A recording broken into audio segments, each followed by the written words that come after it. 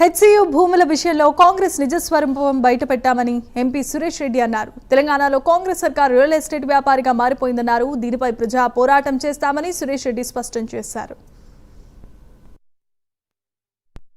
Opposite ఇష్యూస్ని link up చేస్తున్నారు. City development కొరకు ప్రభుత్వం భూములు అమ్మటం అనేది ఈరోజు కొత్త ప్రక్రియ ఏం కాదు, మొదటి నుంచి నడుస్తున్న ప్రక్రియనే. ఇది కాంగ్రెస్ ఉన్నప్పుడు కానీ, టీడీపీ ఉన్నప్పుడు కానీ, బీఆర్ఎస్ ఉన్నప్పుడు కానీ, ప్రస్తుతం ఉన్న కాంగ్రెస్లో కానీ.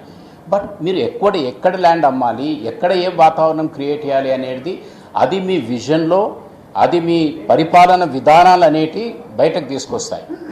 ఉదాహరణకు ఈరోజు జరుగుతున్న ల్యాండ్ ఎక్విజిషన్, అది ఒకవేళ మీ ప్రభుత్వం భూమి అనుకోండి, ప్రభుత్వం భూమి ఉన్నప్పటికి కూడా అదొక ఇన్స్టిట్యూషన్కి పక్కనే ఉంది, ఆ ఇన్స్టిట్యూషన్కి ఇంత చక్కగా ఉపయోగపడుతుంది. ఇన్స్టిట్యూషన్తో పాటు పెరుగుతున్న పట్టణానికి ఒక లంగ్ స్పేస్గా ఉంటుంది.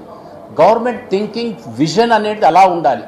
కానీ ఏదన్నా పోని మేము రియల్ ఎస్టేట్ కావాలి, మేము అమ్ముకుంటాం దీన్ని అని మీరు ఆలోచనలో నడిస్తే గవర్నమెంట్ థింకింగ్ కానీ, గవర్నమెంట్ డైరెక్షన్ కానీ, గవర్నమెంట్ విధానాలు కానీ దీంతో స్పష్టంగా ఏర్పడతాయి.